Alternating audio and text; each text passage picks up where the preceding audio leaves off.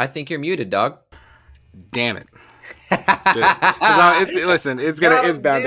It was bound to happen at some point. Usually it's you. Usually it's not me that does that. It's usually you. But it was. I quickly hit the button too. I was like, oh shit, I'm on mute. It's not even you. You still thought it was you. What I said when I was muted was, "What's going on, everybody? Welcome back to Let's Talk Movies." I'm Brad. I'm not muted. And he is not muted. That's so funny. Guys, so many new people in the chat. We're so thankful that you're here. If you are new here, this is Let's Talk Movies. Tonight on the show, very, very special one for you. We're joined by Jason Christopher Mayer to talk his newest short horror film. Excuse me, I still got this cough. I'm trying to. It's not the vid or anything like that, but I know everybody goes like as soon as somebody mentions a cough, but it's all right. People in hazmat suits like jump in the windows or whatever. But we're joined by Jason Christopher Mayer to talk his brand new short horror film, The Sound. We're going to talk a little bit about his career. And it's going to be a good time, man. I'm really, really excited. Anytime we have somebody on, it's just always a good time. So it's a grand old time. I can't wait to get my feet wet. It is, and we are going to get wet. So here we go. So back in September, we received an email from Jason. He listed his credentials and his filmography, and he seemed like a really awesome dude. And we wanted to set something up, later towards the release of The Sound, which is out as of yesterday. On Alter and I believe on Samsung TV and on Roku, so he'll be able to tell us more about that. And I'm so glad we got to set this up. He is the Emmy-winning writer-director of Nobody Gets Out Alive, Serotonin Mia, and his newest horror short, The Sound. Very talented filmmaker, musician, editor, and producer. Jack of all trades, ladies and gentlemen. Please give a very warm welcome to the one and only Jason Christopher Mayer. How's it going, man? Hello. Hey, I found a hat. I see that. I see. It looks good. It looks good. I like it. Yeah, it'll work. It'll do. It'll totally do. It's a good choice. Did you have to go to your car? No. Okay, cool. I missed that context, but good. I'm glad you found a hat. I think it was in a hamper of sorts. So I was like, shit, okay, cool. There's a hat. While the intro was going on, Jason was running around outside of the street like, somebody give me a hat! Like, knocking on people's doors. Believe it or not, whenever the whole like intro happens, I'm doing the same thing, trying to make sure everything looks right. Believe that, man. I ain't Listen, trying to have a dirty image. We've gone and grabbed other beers before the intro's over. Believe that. Nice. So, question: Where are you guys from? Because when I was watching the cool little intro that you guys had, it looked familiar in some locations. I wonder if you've been here then. What you saw in the intro is Lexington, Kentucky. It's downtown. We're in Kentucky, so we're that's all you have to say. Because when I used to tour a bunch, I know, like I was looking at it, I was like, it looks familiar. Yeah, and now as you said, I'm like, okay, yeah, been there. Yeah, there you go. We're like the central Kentucky area, so like that's like we hang out in Lexington a lot. It's kind of like the middle ground for like. You know what I mean? Like for like the family, friends, like both of us. It's our place to like mingle. It's because I'm south, he's north, and we come together. Yeah. Right there in good old Lexington. Nice. So we're like a sandwich. We fit together nicely. So perfect. Oh, that's great. Who's the peanut butter and who's the jelly? Oh my God, that's a hard question. I'm peanut butter, obviously, and he's jelly. I like peanut butter better though. That's the thing. Yeah, but so it's not that he's jelly that you got the peanut butter. Yeah, so I just matched it. I matched the skin tone, so it's fine. Oh my God. Jesus. we're just going there. First of all, man, super appreciative of your time and your willingness to come on and hang with us. And we both really enjoyed The Sound. So like, congrats to you and Emery and you guys Sabrina don't have to be nice. Everybody. You can totally say how you feel about it. It okay. Sucked. That's fine. No, it was great, man. Seriously, we enjoyed it a lot. We live in a world nowadays where you can't have an opinion on something. So I'm just like, if you guys feel that it sucks, that's totally fine by me, man. It's like, trust me, man. I would flame you. I would start the show flaming you if I didn't like it. So, but it's a good short movie. So I appreciate it. So thank you. I appreciate that, guys. The thing that kills me about all that though is like, and this could get off on we could do a whole show about this, but like, it's not even the fact that people are so like polarizing with their opinions. It's like. You'll rate a movie and you're like, it's a 7 out of 10. Like it's a really good movie. And they're like, wow, you thought it sucked? Why do you think it sucked? I'm like, I gave it a I 7 didn't out know of a 10. 7 out of What 10 do you was mean? terrible. Like that's 7 out not a of 10, bad score. I'd take that anything over a 5 out of 10. Yeah. If there's the 10 range, it feels like 5 and on. It's like, okay, Yeah. I did something. Okay. Yeah, it's like Like- public school. Anything under a 70 is not passing. Get out of here. So, but it's just kind of, I don't know. It's a funny time we live in for that kind of stuff. But Oh, it's Um, terrible. I'm trying to actually. it's I'm nuts. sorry, I slacked. I posted the this link on like Oh, you're my good. social medias, but I'm trying to like grab it now that it's live, and so I'm sorry, but I can multitask. No, you're- So You're fine, good. man. Well, while you're doing that, for those of you in the chat, welcome. If you're watching on YouTube or you're listening on Spotify after the fact or any of the other podcast platforms, tonight we're going to chat a little bit about Jason's background and his career, some of his films, and of course, the main event, The Sound, which is his newest short. But as always, anytime we have a guest, if you guys have questions for Jason, be sure to throw them in the chat. We'll get to them kind of throughout the show. We won't do them all at once, but we'll kind of get through them throughout the show. And, so I already see some of them in the chat, which is awesome. Shauna, what's going on? I'm trying to see. Des, okay, yeah. help Hi, me out. Ari. I don't know. Do you know who this is, Des Jason? Prosbet. Des Uh, Prosbet. That's it, I right, know it's her not that as hard to read. Ari. Okay, Des Prosbet. Des Prosbet. cool. I like don't that. know. Well, welcome. She said, "Hi, Jason. It's Ari from Loving." I can't read Give it a apparently, shot. So Give it a listen, shot. if Yeah, it- man. Shit, if I thought anybody I was learns- bad. If anybody learns anything about our channel, apparently I can't read and I'm a teacher, which is ridiculous. Levingag here. First of all, congratulations to all the team. As a horror lover, I could say The Sound is great. How long did it take you to wrap it? First question of the evening. Yeah, let's hear that duration. Rap it as in like I don't know what the word rap. I it guess would from mean. like production, From- film, and from- then all the way up okay. to editing. Well, where do I begin? No, I mean, because it goes way back. This wasn't something that like popped up in my head in like November, and then we shot it in December type of thing. This thing, like, it all started once upon a time with my friend Chris Palco, and this is why the end credits say from an original idea by Chris Palco. He brought the attention to me of these weird sounds that happen like throughout the world.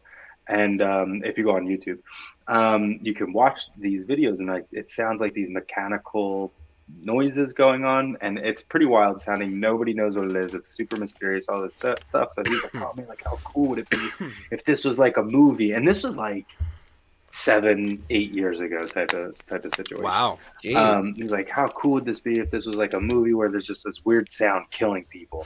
And I was like, oh, interesting. Okay, cool. So, and then he was like, and the lead character has to be deaf. It has to be like a deaf school teacher or something like that. I was like, okay, cool, interesting. So I took that idea and then started making a treatment with him.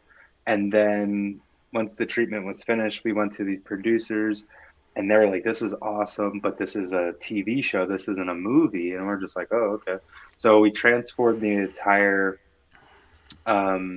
treatment into like a series Bible and making it into a TV show. And then it got like really exciting because like Marilyn Manson wanted to be in it. Shia LaBeouf was like wanted to be in it. And then we're going to like reach awesome, out to like, dude. and then we're going to reach out to like Kid Cudi to be in it and stuff like that. And it was like turning into this like really big thing. But in typical Hollywood fashion, it just fell flat. So after that happened, like I was trying not to like abandon it 100%. But then once like it's a quiet place, A Quiet Place came out, and then like Bird Box came out, I just completely abandoned the idea. And then it never left my brain because it was still an interesting take, and it's obviously not like A Quiet Place and it's not like Bird Box. So I was just like, okay, I mean, just got to like reshape some things. I still always like the deaf character situation. But now I was just trying to think like, because I was on a roll of making these short films. And then when I moved to Texas, I flew out the two girls, Emery and Sabrina, because we made 2 other shorts before this. And Sabrina, like, she's not deaf or anything like that. She's just acting deaf, but she knew sign language. And I was like, oh my God, like, let's do this short then. And let's just do it, So I just flew them out to Texas, and then we shot it in 2 nights, and then Only two editing. I mean, nights. 2 nights Filming? only. Wow. Wow. Filming, yeah, it was That's 2 nuts. long nights, and it was just a crew of myself and the DP. Um, yeah, we didn't have any crew. I didn't have any money or anything like that, and it was cold and it was raining. It was exhausting, Wow. but we did it in 2 nights, and then I think I got the first cut of it done in maybe like a couple days, just because like I edit as my day job, so that's Yeah. like second language to me. Yeah. So I edited it in like 2 days, or like at least a week. It was like locked picture, and then I did the score for it, which actually there was a whole different score at first, and then I sat on it for like a week and hated it. So then I made the score that's in there now, and that took like a day or two.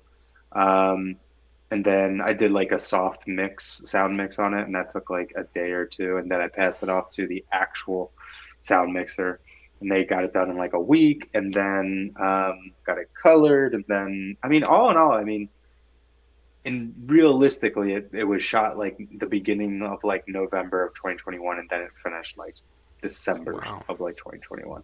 But the long scope of it, yeah, it was 9 years in the making, just Yeah. about, or Wow. 7 years, 8 years in the making. And then all this year, all I did was just tour with it at film festivals Yeah. and stuff. So, and now it's completely, now it's really out of my life. As of, Out of your life. It's like a kid, like Oh, kicking him God. out of the house. You're like, all right, I'm done. It's Let's move on. Like, it is. It is. It's insane that that actually I there were so many people, lovely people that I met on the film festival circuit this year, and there's people that are out that are like promoting a short that's like 3, 4, or 5 years old. And I'm like, Yeah. guys, it's like, do you plan on making anything else? Like Yeah. what are you just done with this one? Yeah, like this short And is now his identity at that point. Yeah. So. exactly, and it's just like if it was a feature, totally different story. But like, Mhm. Right. especially even with mine, like it's just like it's 7 minutes, and me knowing that like I've been on this 7 minute thing for the literally over a year now is Yeah. driving me insane. Um, and I was supposed to make another short in November, but the budget was just getting so insane that I was just like, I can't afford this right now. Like, I'll revisit this in 2023. So I haven't even like made anything in like a year, and I'm like killing myself that I haven't. But been writing a lot. Hey, Hey, That's there you cool, go. man. Keep That's yourself cool. away from creative cabin fever or something like that. Like, yeah, Yeah. I just hate writing. I don't consider myself a writer, but I Really? do it. So, yeah, Huh. yeah, no. I love coming up with ideas and stuff like that, and like mhm. starting like a draft. But then when people are like, "Oh, what is this? What is like what's the arc of this, guys?" I was like, I don't know, man. Like, Yeah. I'm just trying to write some shit here. Yeah. Throw some Yeah. shit I on hate the like wall and see what looking so sticks, much into gentlemen. it. It's Exactly, that's how I feel interesting. about it. It's interesting because like you've seen, like looking at your IMDb and like kind of researching you a little bit, like it looks like you're kind of a jack of all trades. Like you've been a producer, you've been in, like you're an editor, like you said, that's your day job. Like you edit for YouTube channels and stuff, right? Correct. I've Yeah. edited So like, features and stuff, but right, yeah. right, yeah. But like, I mean, you've been a director, like you've written stuff. Like it just seems like you've done a lot. Plus, if I'm not mistaken, did you say you've toured with like Marilyn Manson and Smashing Pumpkins Yes. and Correct. like Yeah. playing? Yeah, Playing? yeah, not for them, but so Oh, it's funny okay. because I understand. this one artist that I used to tour with, his name's like I call him Cody. I don't call him by his rap name, but his rap name is Sadistic, and he always tells people when I toured with him, when he would just introduce me to people like, this is Jason. He's a Renaissance man, and he'll literally get it all. Yeah. I literally on his tour, I literally took photos, performed, tour managed, and like made like daily content for him all in That's like one awesome. tour. He's like, how the fuck do you do all that? And I was just like, I don't know, it keeps me busy. Yeah, Yeah. yeah. That's cool. But yeah, so the guy Chris Palco, who we originally worked on this sound idea with, he's a rapper. He's a underground, I mean, they call him like the underground hip hop artist from New York, and he goes by the rap name Cage, Mhm. Cage. which is terrible because like my gal, her name is Gage, and then his name is Cage, and it's just a whole mix up. It's a whole fucking thing. It's a whole fucking thing. You. Yeah, and what makes it even worse too, when I first met her, she was just like, oh, so like you've toured and stuff like that. I was like, yeah. And then she's like, anybody I may have known? I was like, well, like I've produced and went on tour with my buddy Cage, and she was like, this Cage, and like pulled up like his music and stuff. I was like, of course you're a fucking Cage fan, man. So I was like, that's like awesome. You would be. Yeah. So, but anyway, so he's done music now since 1999 and continues to make music, and I've produced 2 albums for him. And yeah, like he asked if, because he got invited to open up the Smashing Pumpkins and Marilyn Manson tour, and at that time I was only tour managing him, and we've been yapping about me producing a couple albums for him and stuff. But then yeah, he asked if I wanted to, since it was a Smashing Pumpkins and Marilyn Manson, he was just like, I need guitars and I need like a production more than just the rap beat going on. And I was like, oh, absolutely, man. So I totally, me and That's him, pretty we opened sick, up man. that tour. Yeah, and I lived with Marilyn Manson for the 60 days, something like that. 40 days on his tour bus. You lived with him? Yeah. Wow, I bet that was an experience. That's cool. Yeah, it must have been a hell of a time. Like I'll tell you what, guys, that was the best summer of my life. I worked for 25 minutes out of the day, got paid nice, and yeah, got to hang out with, I've listened to Manson and Smashing Pumpkins my entire life. So yeah, getting to hang out with him was a pleasure. Actually, the sweetest person on the planet, to be honest with you. Really? Oh, I can to me, that's pretty cool. Yeah. To me, he was actually a very nice guy to me. So that's pretty cool. Dude, I think one of my favorite things that Manson admittedly I'm not a huge Manson I'm not against whatever. I never really listened to him a whole bunch. But dude, the stuff he did for the Resident Evil film in 2002 was sick. I would have to revisit. Yeah, he did. I haven't watched the Resident Evil movie since I think it came out, so I couldn't tell you. Well, I don't know. I really liked some of the like weird synthy, like bassy shit that he did on that soundtrack. Like it's really cool. Like it works for that. Yeah. Those films are kind of strange, but like I grew up playing the Resident Evil games. Like they're honestly, I credit Resident Evil with being the thing that got me into horror. Just because, like, 100%. Those games scared the shit out of me. Oh yeah, you man. Play like late at night, you're just like so into it. It's all dark, and then dude. Well, like when I was a kid, my dad would be playing like survival, like those old like PS1, PS2 Resident Evil games and stuff, and I'd walk in and I'd be like, "What are you doing?" And he'd be like, "Come here, come sit." And I'm like, "Come watch this or whatever." And like we sat there and like I got to play them all, and it was cool, but. So yeah, man. Pixelated third persons, jump scares. Yeah, you can't see what's around the corner and stuff. Yeah. So before we dive too deep into the sound and all that stuff, let's talk a little bit about like you and like your career. Can you tell us a little bit about like your roots as like not necessarily even just as a filmmaker, but like as a movie fan, and like where did it begin for you? I mean, whatever you want to throw in there, address, bank statements, social security number, whatever. Totally, whatever man. Take it away from me. No, I actually need to ask my mom, which she said that she was gonna be in on this, watching live. Oh, cool. I don't know. I'm sure she doesn't know how to operate comments. How about that? Interesting enough, because we sent her a link to this.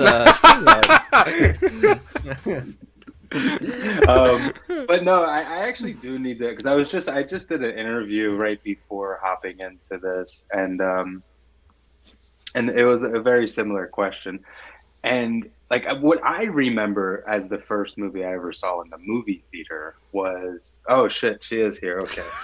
I love that.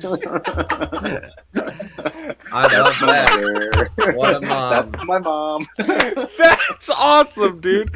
Oh man. Okay, so now that she's here, I guess she can help clarify this then. I just want to say, Jason's mom, that was the best introduction I have ever seen in my entire life. welcome to the show. If I could like a comment, I would. So what? So with her help now, I guess she could help me with this. So what I remember as the first movie I ever saw in the movie theater was Jurassic Park. I was 6 years old, and that was the first movie that I remember. Now I could be wrong, so Georgette, tell me if I'm wrong or not, because obviously, I mean, hopefully she would know. But I mean, I always watched movies before that. I could remember, watching Uncle Buck apparently was like one of my favorite things to watch.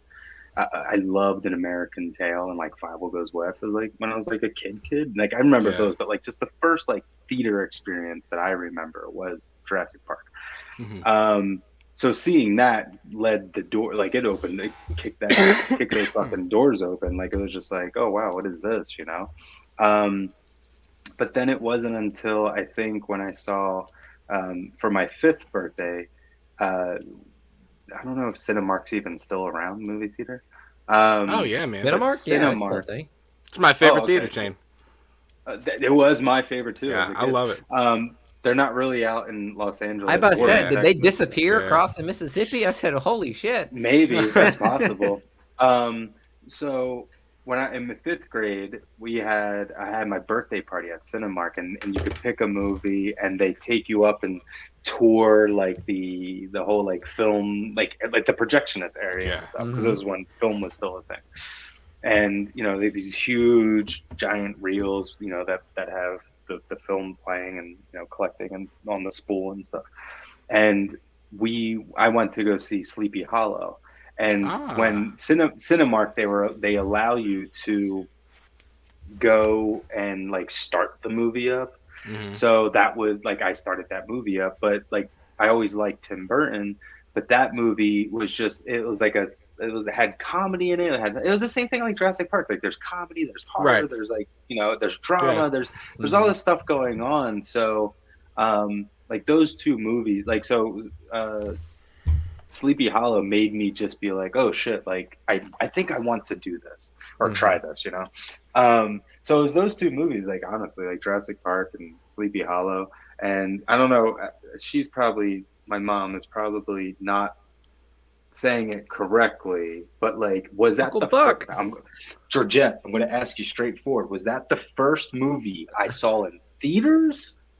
Just see how long this takes for a reply. But anyway, so it was mainly those two movies that like just really made me want to dive into this all. But apparently, like I don't know, like tech was always like came natural to me. Like when I was like 3 years old, apparently I would always just take apart the VCR and put it back together, or like if there was ever an issue with tech stuff and just being so young, I was able to be like, here, I'll fix it type of thing. I don't fucking know. So tech shit always like came like second language to me.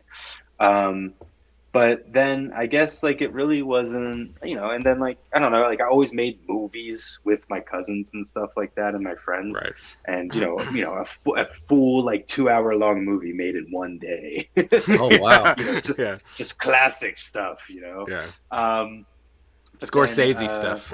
Oh yeah, absolutely. Paul Thomas Anderson. I don't even think he should watch those things. He wouldn't know what to do with himself afterwards. So, she said no. So yeah, I would have to say Jurassic Park is probably the first one. But anyway, so.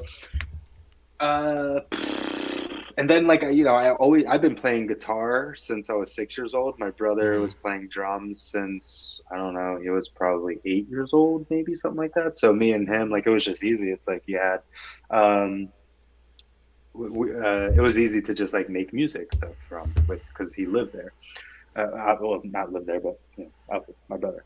So we always made music together, and we had a band throughout like high school and middle school and stuff like that. And then I made a short film for my film study class because my film study teacher was just like, oh, you should make a short and I'll submit it into like either Rutgers or Rowan Film Festival. And so I made it like the day before it had to be turned in. Oops. And then turned it in, and then like at 2:00 like right as like we're getting ready to leave, I get a call to go down to the guidance counselor, and then the guidance counselor walks me into this room, double door room that like had two police officers, all the vice principals, the Oh principal, shit. and like faculty and staff members. And they said that the short was too, like, it was just inappropriate, and it was too ahead of my time and all this stuff. So they expelled me from high school. This sounds like So- this sounds like a biopic happening right now. Where are Oh, we getting at, man. guys? that was What was fun. this movie? What was your movie about, anyways? Like what all it particularly was was- just like that all that it you know? was So all it was that it was my brother. He played a guy that was just like so sick of like the war and everything. I mean, this was like Bush era. Yeah. I think it was like 2001, 2002, Mhm. whatever the hell it was. It was sick of the. So this character was sick of the war. So at the end of it, he winds up just shooting himself in the head. And then, but he wakes up and realizes that it was all just like a dream, and he was in like a mental hospital, picturing killing himself. Dude. And it was to the music. It was just like a music video type of thing. It wasn't even like a short film, but it was to the music of A Perfect Circle's "Gimme, Gimme, Gimme" cover that they did.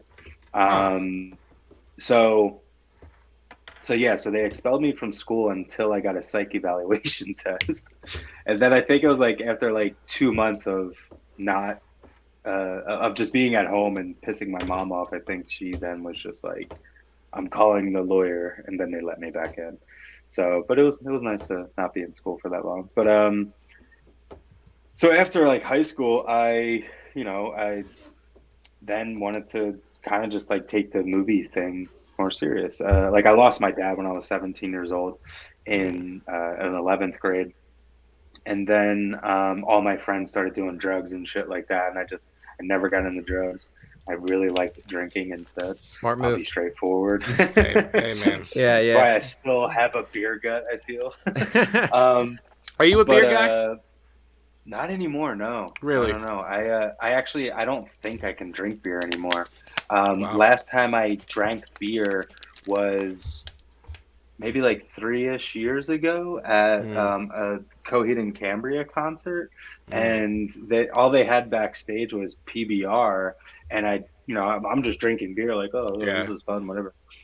By like the third beer in, I couldn't fucking breathe. Like my Oh. whole like face was just like stuffed Wow. up and shit. And then I was like, oh well, maybe it's just the type of beer. I don't know.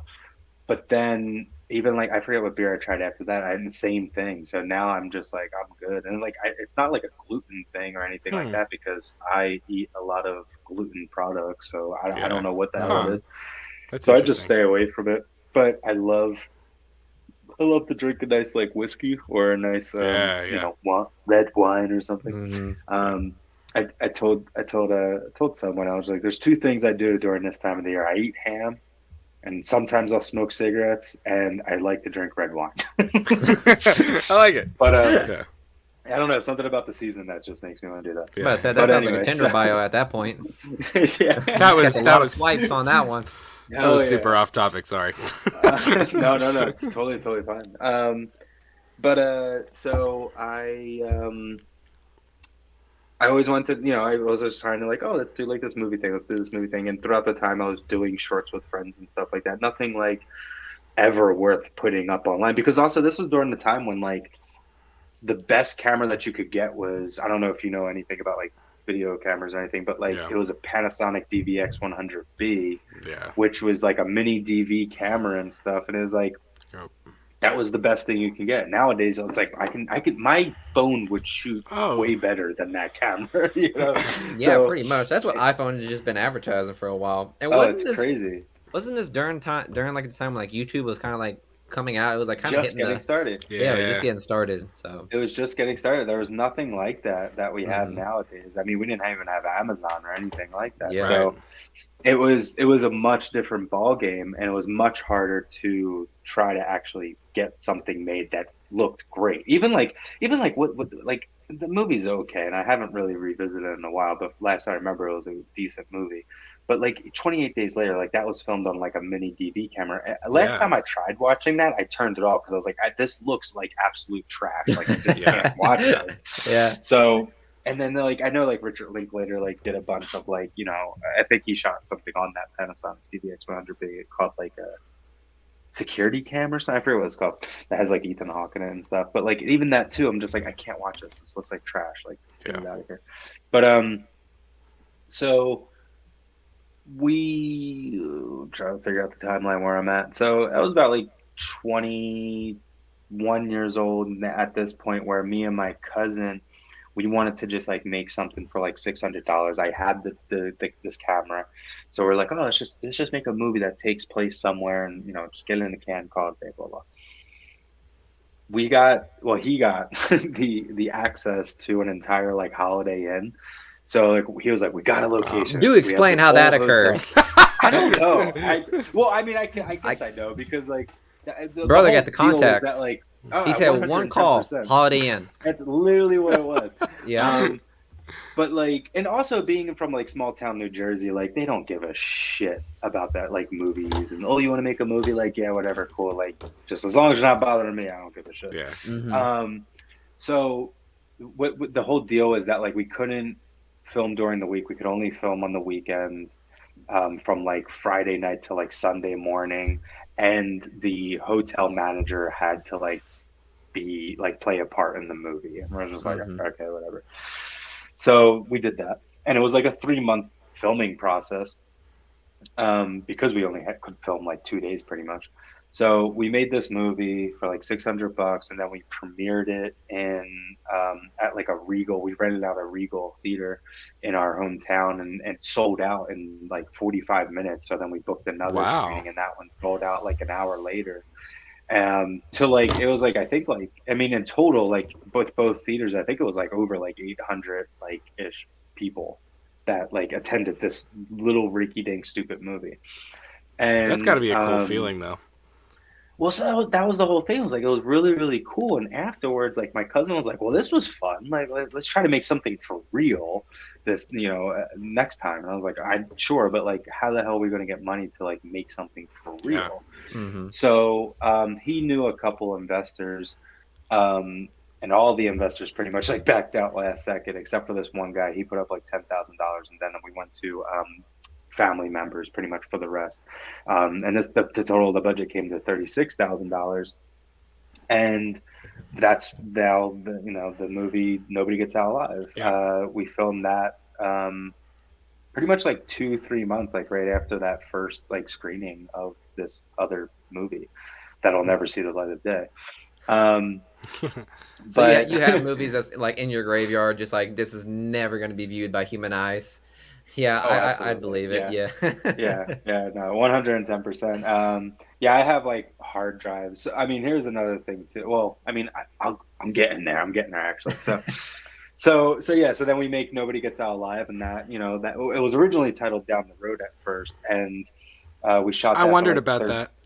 Yeah, because I had seen the dual title thing. So many people thought that I made 3 different movies in like the span of like 6 months. Or a year, actually, I think it was, because it was originally titled Down the Road. We edited it like that. We did the premiere screening like that. We did all these festivals with that title, and we did all this interview stuff, everything like that, all under this title. And then once a sales rep came in, which is then funny. So we were trying to find a distributor for the movie, and everybody just rejected us. So then we were like, oh, well, let's try just getting like a sales rep. The only person, which I wish that we wound up going with, was this company called Synapse Distribution, which they put out. I'm trying to think of like, they put out like sounds familiar. I'm trying to can't. And they maybe like Maniac Cop. Like they do a lot of re-releases nowadays. Like they may have like re-released Maniac Cop. I think they re-released The Intruder from 1989. They may. What else did they put out? There's a bunch that they like put out. So like I was very familiar with them. It's like a green like writing label. Yeah, like I just pulled up the website and I'm like, I know this, but why do I know this? They do a ton of re-releases, or they used to. I don't even know if they're a company anymore. But they wanted to actually release our movie under the Down the Road title and stuff, but they only wanted to give us, I mean, whatever, it's been like fucking eons ago at this point. They only wanted to give us like $5,000 for it, and we were like, no, we're gonna hold off. But they wanted to do like this huge like Blu-ray release, like a double disc, like all these special features and all this shit. And that's why I was so excited for that. To go to a company that wanted to do something like that, because that's what I loved, because we did film the entire process of making the movie and stuff, and I made a little documentary on it and stuff, because that was my film school, because I never went to film school. I couldn't get in by acceptance and by money, so I just watched a shit ton of bonus features through all the DVDs at the time and stuff, because there wasn't the YouTubes. That was like there the wasn't YouTube school, yeah, YouTube college, exactly, that or was whatever. That's exactly, which I get so bummed about, because they don't really do those anymore. They don't do. I mean, there's like the iTunes special features, which there's some movies that have it and some don't. But yeah, I love that shit, man. That was my jam. I would hate a movie, but if it had like a making of, I'd watch that. So hell yeah, like my photo here. Okay. Oh my god. Reading those comments. No. But Did we get a spammer? There you go. I realized I found out I remembered why I know Synapse Film. So this is like completely off in left field, but like I made a video about this like not probably like 6 months ago or whatever, but there is like original like negative footage from the original Halloween that like deleted scenes and like other takes of things like that somebody owns, and I think he's tried to like strike a deal with Malik Akkad, and it's never happened. So like all that footage from the original Halloween, like extra footage of like Dean Cundy testing out the Panaglide and stuff, is out there, and it's owned by this dude, but they can't get like the deal, or like I don't know exactly the details of it, but they had a part in that. So yeah. That's why I don't know. That was bothering me, because I was like, where do I know that from? No, that's totally fine. At least we got the TV cut additional scenes of Halloween, right? You know. Yeah. So then we did Down the Road of this title and stuff, but then when we couldn't get a distributor, we were like, all right, let's try getting a sales rep. And then our sales rep was Imagination Worldwide, I think it's called. And I was pumped about this because the president of the company was this guy, Pierre David, who produced a lot of Cronenberg movies, like early Cronenberg movies. So I was like, oh my God, okay, this guy knows what he's talking about. But he was just like, I love this movie. There's lots of things we could do with this movie, but we got to call it Punishment. And I was just like, I was like, well, can we can we pump the brakes there? Like, if you guys want to be the international sales rep for this, can we have the right to not be titled that in the States? He's like, sure. So I was like, okay. So they sold the movie all over the world as title Punishment. But then once the US distributor came on board, they give us a call and they're like, hey, we got a distributor for the movie in the US. And I was like, oh, that's great. Like, is it going to be called Down the Road? And they're like, no. I was like, oh, are they going to call it Punishment? No, it's a whole other title. I was just like, what is this called? They're like, it's called Nobody Gets Out Alive, and they'll give you X amount of money for it. And I was just like, whatever. Rather have it on the shelf at Walmart instead of the shelf in my house. So. Yeah. So do you have an idea why like distributors want to like change the names for that, or they just want their hands in the cookie jar at that point? So it's funny. One of the bands that like we got really, really lucky with the music for Nobody Gets Out Alive. Like I have bands like CKY, Viking Skull, drawing a blank. KRS-One. I have like really, really great artists in that soundtrack, and one of the artists from this band, Viking Skull, is just like, they're from Europe. They're like, why is it called Nobody Gets Out Alive? And like, what's that? And I was just like, oh fuck, I don't know, what is that? yeah. It's just it just comes to be that like it just gets the point across faster, you know, in other countries. I mean, in Germany, it's called like what the fuck? I think it's called Slasher in the Woods in Germany. It's like Well, yeah, because you see, I've seen like I'm sure there's like a couple movies like mainstream movies out there that has like a domestic name, but then internationally it's something completely Mhm. different. And I didn't know if Yeah, that was just like a loss in translation or whatever, or if that's just like, it's pretty oh, I kind of can market it kind better of over is. here. Yeah. I mean, Well, kind of it's kind of both. I mean, like Alien, the original Alien's like yeah, that's got titled. a different one. Mm-hmm. It's called like The Ninth Passenger or some shit. I Yeah, forget the thing. Which I kind of like that title. I don't know. Something about yeah, that title. It, Not it's for it's Alien, pretty but like scary. it's Yeah. cool. yeah. Yeah, it's So Alien is how, cool. pretty on the Miguel? nose, if you ask me. Miguel, you're the Yeah. Godzilla guy. Aren't some of the Godzilla like the older Godzilla films like titled something weird in the States versus what they were in Japan? Yeah, so that's why I wanted to ask if you had like any insight towards it because like I know a lot of Godzilla films back in the Showa and the Heisei period, and Hmm. some of the Millennia periods had like different names, in Japan release and then the United States release, and I because like you know how like with the original 1954 when they came over here they like changed the name, I forgot what they changed their name to, and then they even included some like CGI, I forgot what his name was too, but they included like an American in the movie for like 90% of the film, and Mm. the American is just CGI in it, and he has no context to any of the people whatsoever. He's just there to give monologues, and then that's it. Not even like a narrating type, but like just be there with these other deputies. There's a city getting destroyed. There's some old white dude just like standing there like Yeah, just like like watching there's it an all go entire down. movie going around, and he's just like on the corner, just like narrating what's going on.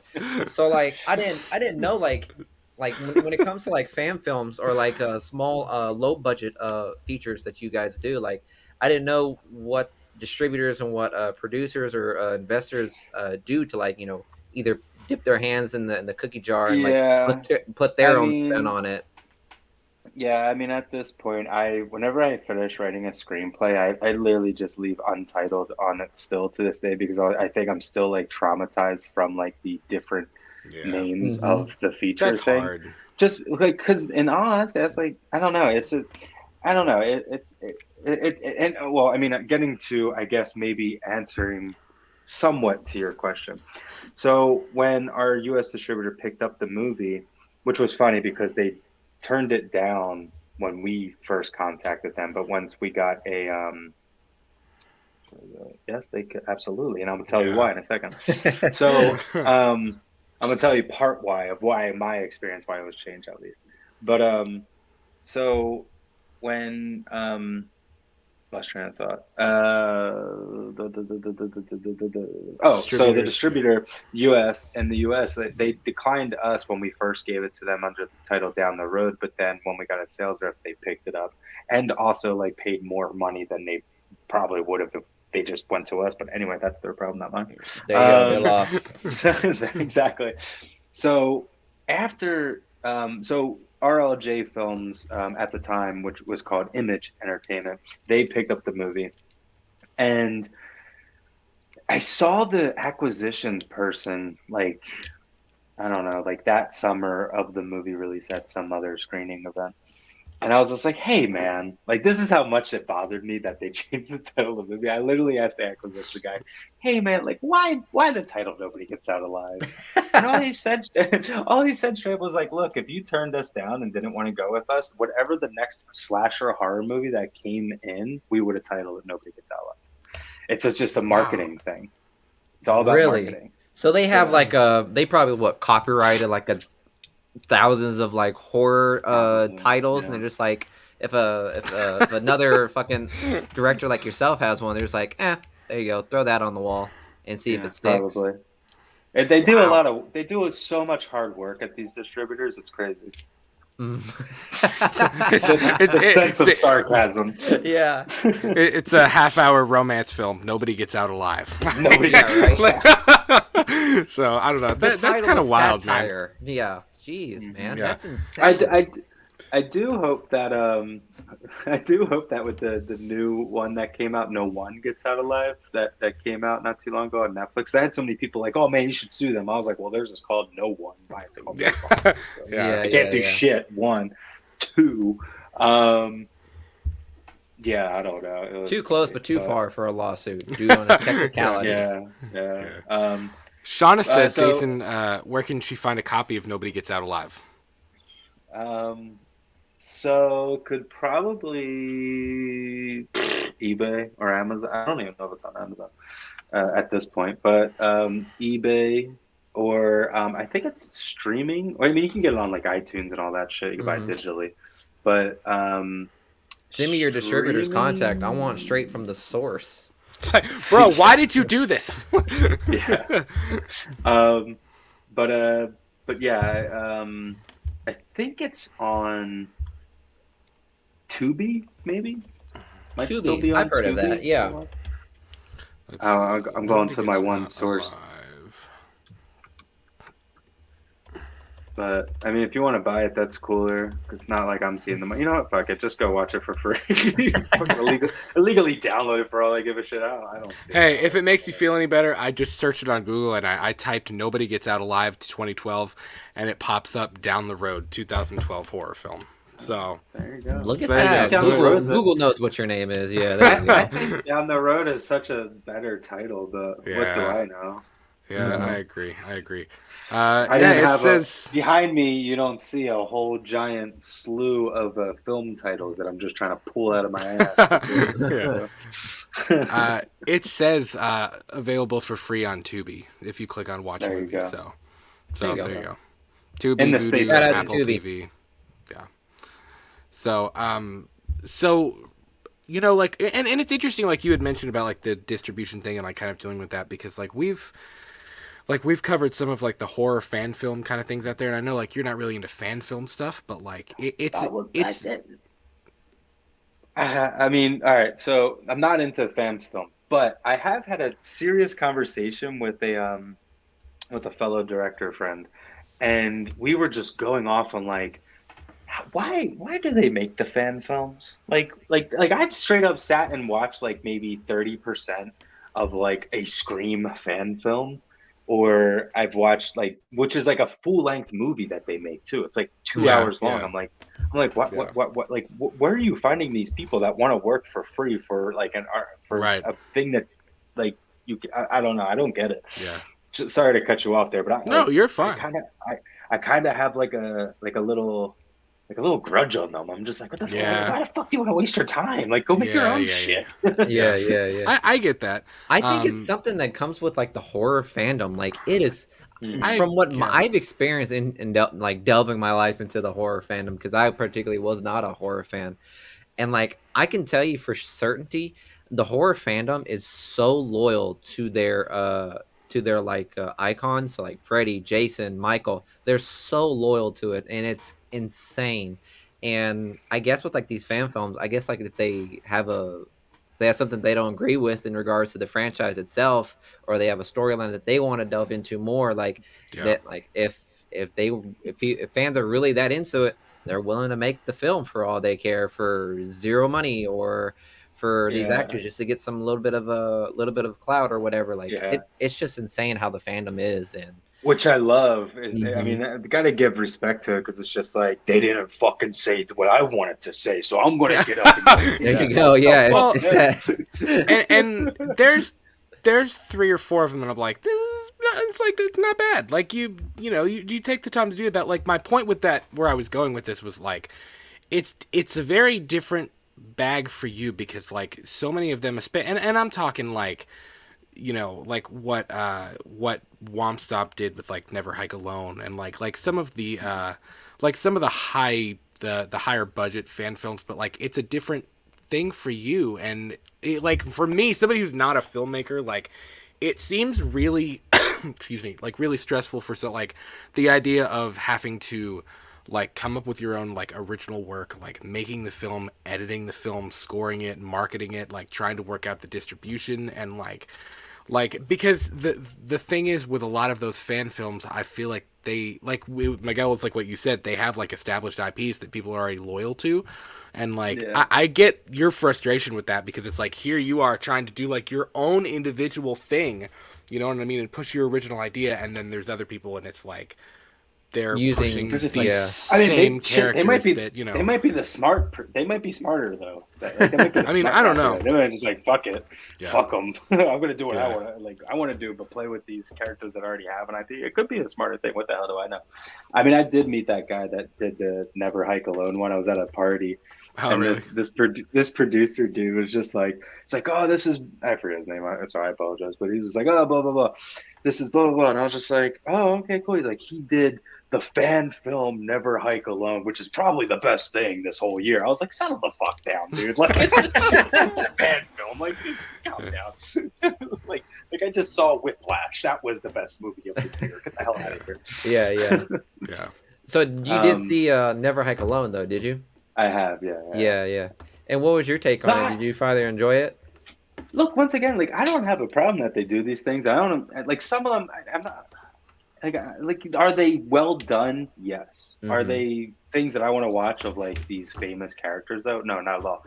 The most recent one that I watched probably was that Scream one, and I found myself watching it, but I'm like one, the acting is atrocious, which I apologize, actors, but like, you know, you're getting very low quality stuff, but you're just playing with a sandbox that's already made. But however, to me though, I would rather watch bad acting in original content, because I would just be more. I'm just like, oh well, they gave a shit and they tried their hardest and all that. Like, to me, that's more interesting as opposed to watching, like, I don't know, someone trying to portray like Sydney's cousin in a fan film. Yeah. But Yeah, anyway, yeah. But after that one, the most recent one I think that I watched was the Black Christmas one that came out. I forget what it's even called. It's Me, But Billy. Yeah, it's me. yeah, that one. But like, I mean, there was things I'm watching when I'm watching that, because Black Christmas is just my favorite all time like movie all time. Oh, really? Just like favorite Christmas movie or favorite horror. I mean, come on, man. Oh, you're wearing it this shirt. is. I didn't even notice. Yeah. That's awesome, dude. I didn't even notice. So, yeah, I just got this not too long ago. But that's cool. That's like, it's just my favorite movie of all time. And I actually, like, I had an idea to write a sequel to Black Christmas, because I like the 2006 one came out and I was just like, at the time I hated it, but now as like years went, I'm like, that's a very fun movie to watch. That 2019 one though is complete atrocious though. Like, it's not even, I haven't even watched it. I was like, I'm good. I don't need to. I literally like don't understand why they took, like, I feel like they had a nobody gets out alive situation where they just took the title and slapped it on something, because it has like nothing to do with Black Christmas that we all know. So I'm just like, this is stupid. But the It's Me Billy one, like, I don't know, I watched, I'm like, it's shot well, and the acting's good, like everything about it's great, but it's just like, I would never do what they have done if I were to do like a fan film.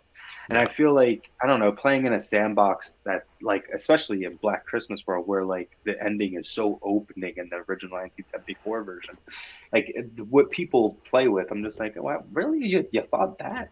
But I started actually writing a sequel to the original 1974 one like years ago. And then Halloween 2018 came out, and it's literally what I would have done. And I was pissed. Like, Olivia, really? Like, like Jess survived and had a kid, and then the grandchild now getting these calls at her sorority and all this shit. It was literally Halloween 2018. I was pissed. Jess Bradford walking in there like pumping a shotgun, like it's old Olivia Hussey. Like she wouldn't have a shotgun; she'd have a fire poker. Fuck. There you go. Yeah. So, and then I literally wanted to try to do a fan film, I guess. I was going to play with the fan film thing myself for a Black Christmas short, because since I haven't filmed something since The Sound, I was just like, oh, God, I want to make something like, I might just grab my camera and just make a Black Christmas type, like, esque sequel of sorts. And that version that even changed, but from what I would have done. But I don't know. But yeah, so I don't know. Fan films. Not for me. Yeah. I get that. It's just like I understand, like I enjoy them, and I also enjoy like the kind of stuff that you do. Like I think like for me it's like a balance between the two. Like I enjoy both, you know what I mean? But again, like I'm like you and I are in two very different like chairs though, you know? So like no, and once again it's like, as I said earlier, it's like, hey man, everyone's got their own opinion. If you think them, that's fucking awesome. It's just not for me, and that, you know, like I don't find time in my life anymore. Like there was such a time where I was like I just hated everything. Like oh fuck this movie. Um, but now and then I would always get shit for saying like oh like how could you say it's a bad movie? And it's just like because I didn't fucking like it. What do you like? Why do I have to Yeah. justify Yeah. why I didn't like Yeah. something? You know, it's like if I didn't like it, I didn't like it. Who cares? Yeah. But yeah, so Dude, it's been crazy even with even with Halloween Ends. I'm a Halloween guy. And it's funny like if You can't you tell about the greasy mask right to in his left I shoulder. can't. I think I have. Is that the one from Kills? Yeah, I this is think the it ends. is. Yeah. Yeah, this is Oh, the Yeah, is ends. it I ends? got Oh, my that bad. one too. Oh, it is ends. Yeah, Mhm. this is ends. Yeah, Oh, I got do the, have. when I went I have to. a kills. It's over here. Oh, nice. I got the Kills one. They actually gave the Kills one out for free at an Alamo Draft House screening the night that it Yeah, opened, and I was like, this is fucking awesome. Um, so yeah, I actually have mine in my office at home. that's It's cool. just They chilling give around. My everybody a dog's free terrified of it. mask. They gave everybody, and Can it's you the imagine? legit one too. It's not like a shitty one. It's like the Oh, it's legit like one a. I saw at the Oh store. wow, Yeah. Oh yeah. that's Yeah, pretty yeah. I was cool. like, what the? Holy I was cow! like, what the Yeah, heck? Yeah. Can that's you pretty cool. imagine if people walking out of that screening? They're like, "I wonder what movie they just screened." Oh, seems interesting. I don't know. Yeah. What were you all doing just now? Exactly. Like, Yeah. yeah. Exactly. But like even what I Exactly. was saying though, like it, and it goes back to what we had talked about like at the very beginning of the show, like the opinion thing, where it's like, why do we have to attack other people, or Well, hold on. why should Can you I? have to like defend your opinion like that? You know what I mean? Hmm. It's Like it's annoying, man. crazy. I have a lot of opinions on a lot of things, but I just, as I get older, I just learn to shut the fuck up and just let them deal with it. But anyway, so did you like Halloween Ends? Well, yeah, that's what I was gonna say. Like I enjoy. Because Listen, if you say Halloween no, Ends. I'm gonna be. Right. Like it's funny because like you could hop on Twitter or hop on like anything and people were like just go into town on each other for like people that loved it, people that hated it. And I have to say like 2018 I walked out disappointed and it grew on me Oh, over really? time and I really like I love 18 now. And it took like the first time viewing it, I think. Like the second time I watched 18, I enjoyed it way more. The second time I watched Kills, I enjoyed it way more. Ends was the first one of this trilogy that I walked out of like, yep, I'm satisfied. Like I like it. Oh, It you was were cool. okay, cool. I That's liked awesome. Ends a lot.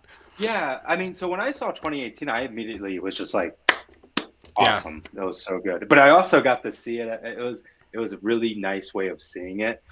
Danny McBride and David Gordon Green set up a screening where it was Black Christmas 1974 into Halloween 1978 into oh Halloween my 2018. god, Like that was just the best screening. And that's they said that awesome.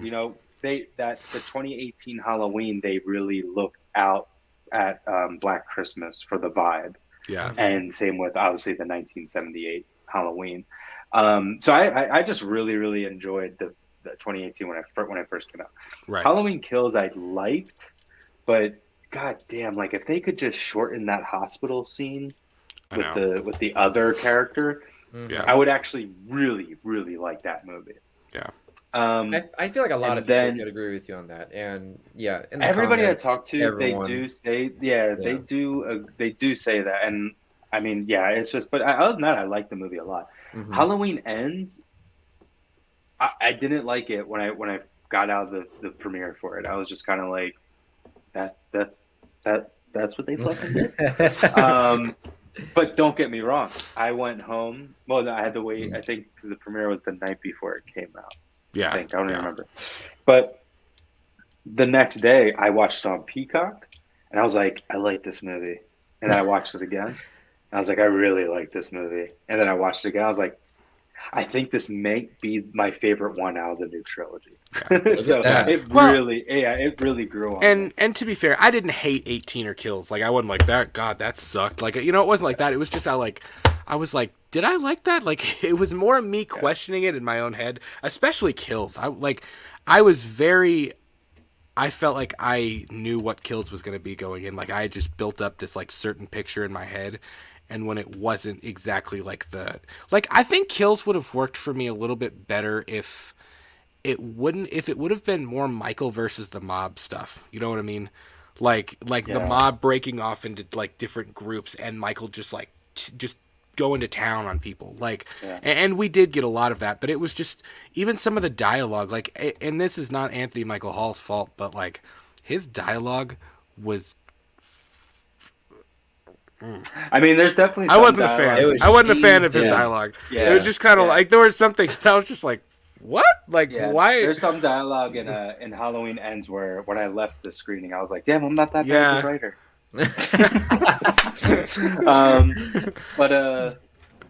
But no, I don't want to shit on any of those movies or anything like that. But I did, however, which I gotta since you love Halloween so much, I'll have to send it to you.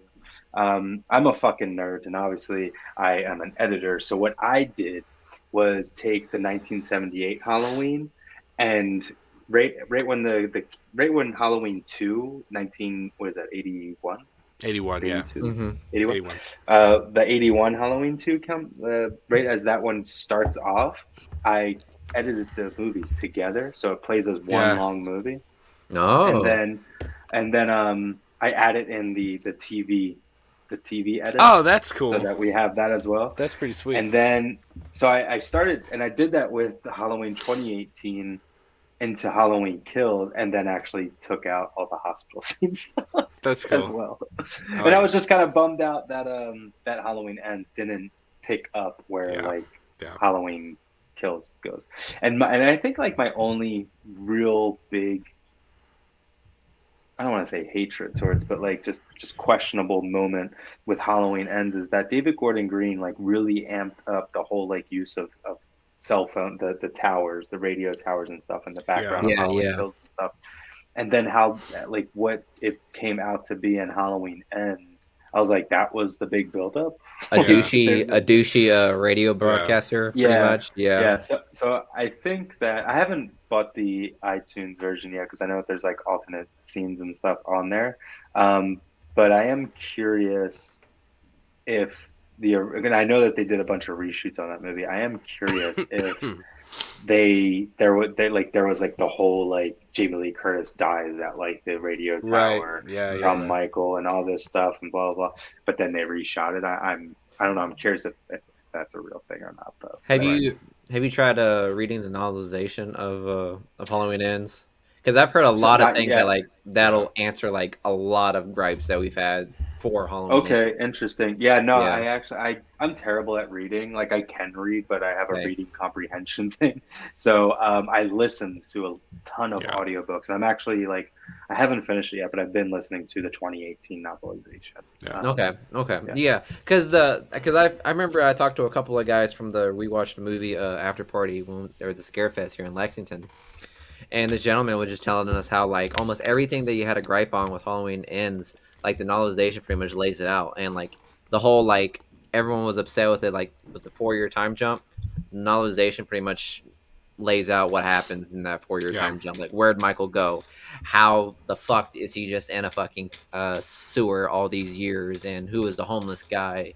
And what happened with I forgot old boy's name, the simp for Michael Myers, like. Out of like you find out what happens with him or what his story is, and it's like talking about Sartain. No, not Sartain. The boy, the kid. Oh, okay, I understand. Corey, there you go. Corey, yeah. Okay. So it's just interesting how they were able to how this novelization probably really would fix if they had filmed it that way with the novelization. Probably would have made the movie 10 times better, I'd say. Well, usually with novelizations, they take it from the original screenplay. Right. Okay. Yeah. Well, and the guy who wrote the novelization for that though is the dude who wrote the screenplay. So like it's like he even said like he was like literally the novelization is the screenplay, but it's all of the crap that I had to cut out like to fit it to be like a 2-hour movie. You know what I mean? Yeah. So like but like I mean it explains and I want to move on. I don't want to make this all about Halloween, but like it explains like there was a manhunt for Michael and like they like I think they like arrested Laurie or they had to like get Laurie out of the picture because she was like getting in the way of the police and like it was this whole thing. So I don't know. I'm looking forward to reading it at some point.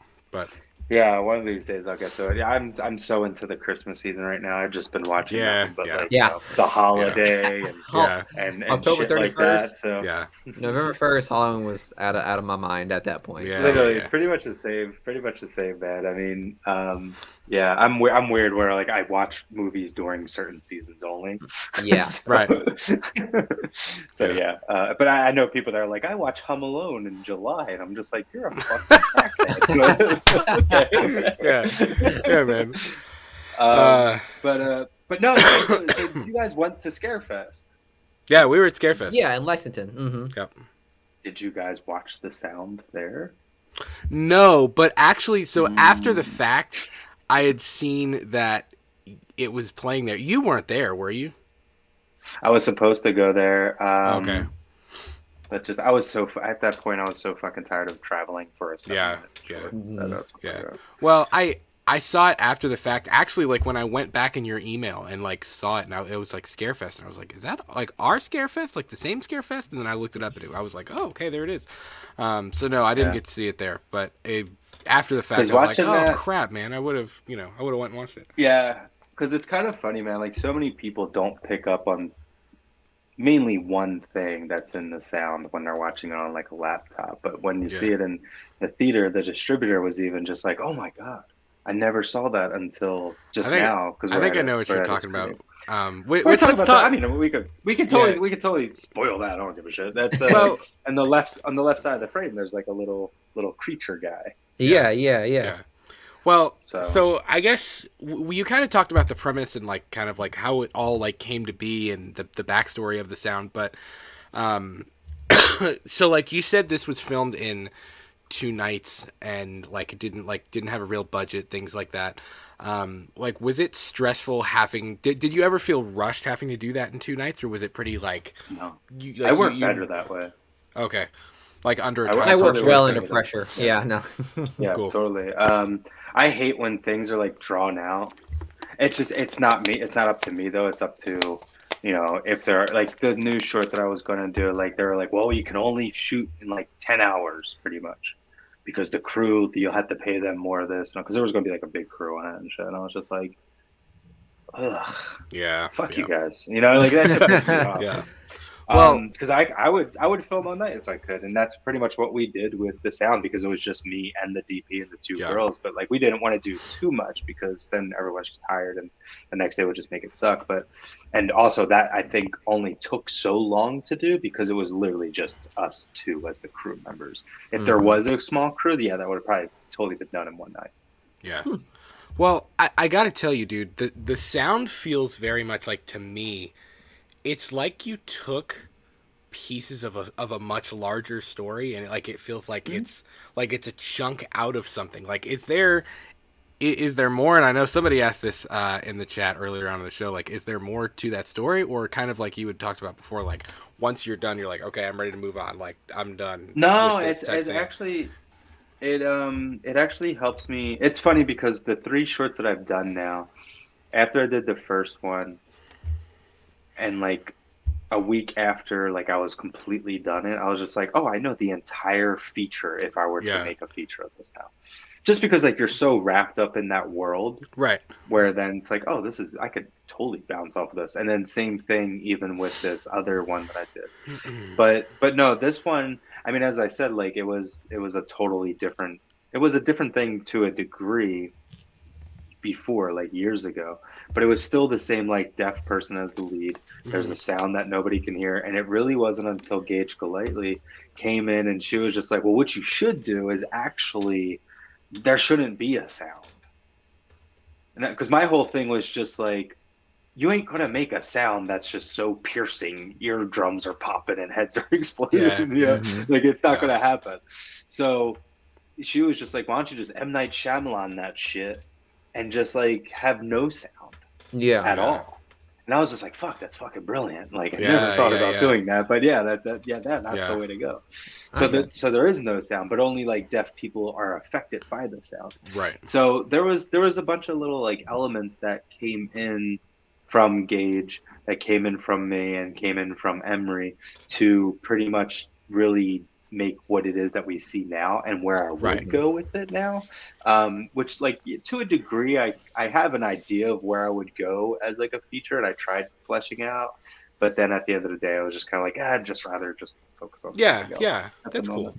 Well, and it So works. Like the ambiguity of it works. Like again, like I had said this in the review, the biggest compliment I had of it was the fact, like I showed my wife last night, and she was like, "Oh, I think I enjoy." Oh, and she was like, "Oh, okay, I didn't expect that." And then it's like, 2 minutes later, it was like, "What the like how what?" Like it kept you guessing, and like every time I thought I realized what was gonna happen, I had no idea. You know what I mean?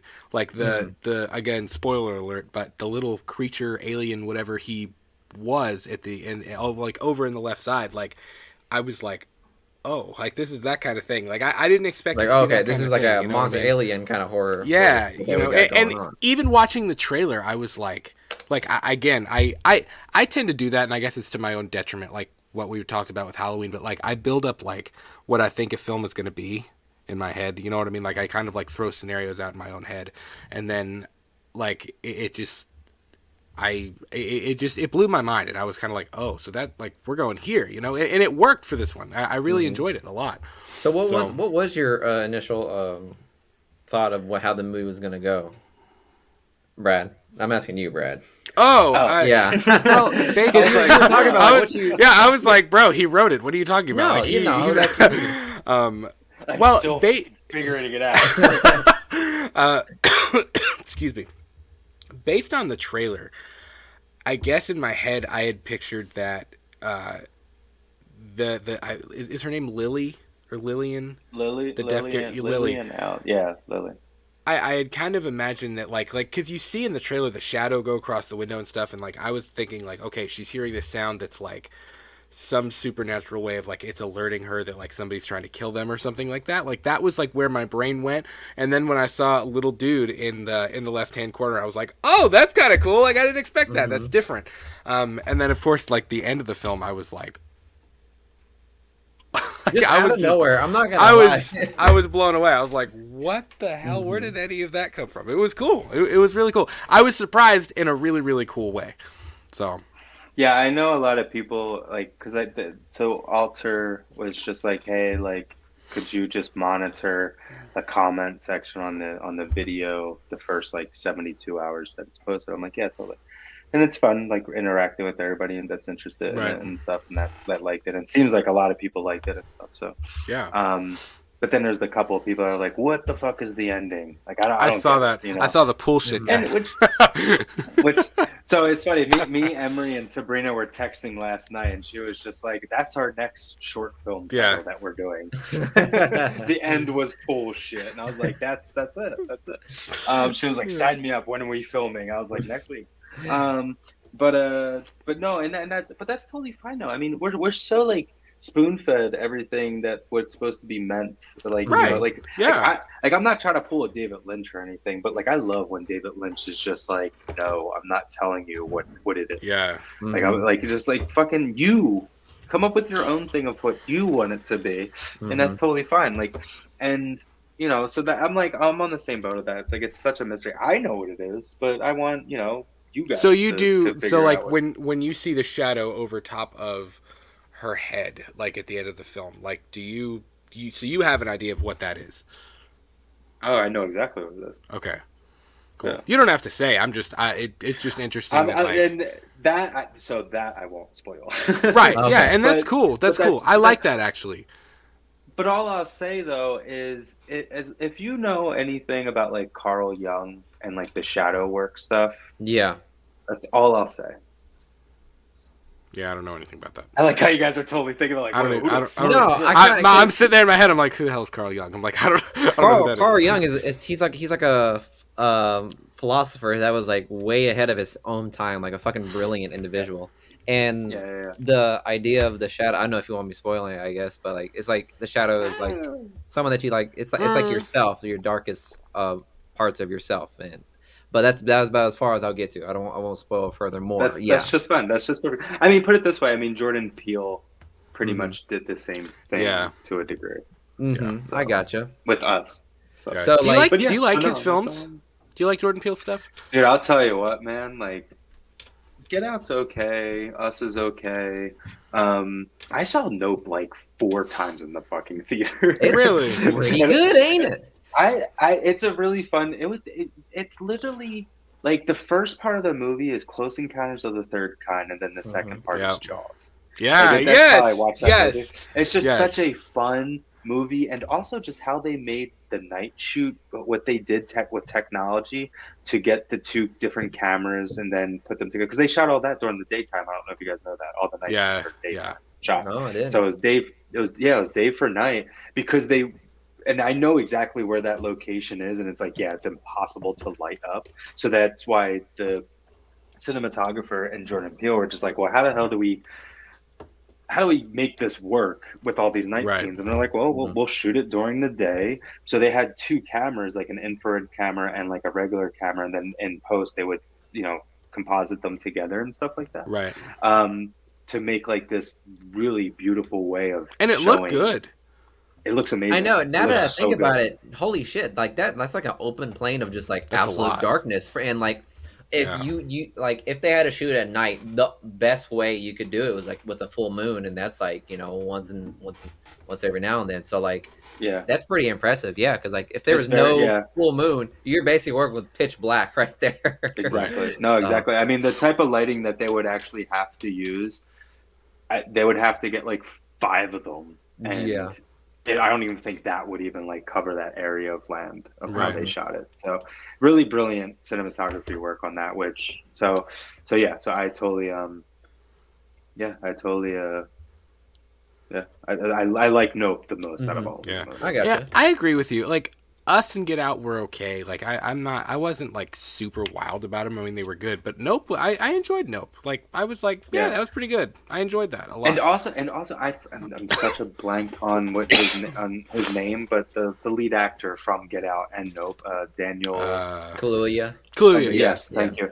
I think that dude is just like insanely charming. He has so much charisma to him and stuff. Like, Mhm. I was listening to a I think it was Dax Shepard's podcast with Jordan Peele the other day, and he was saying that like that is like Jordan Peele's like De Niro to how like De Niro I could is see to, that. Yeah. Scorsese. Yeah. So he just because like I'd never heard of the guy before Get Out, and then I saw him in Get Mhm. Out, really liked him in it, and then I really liked him in Nope.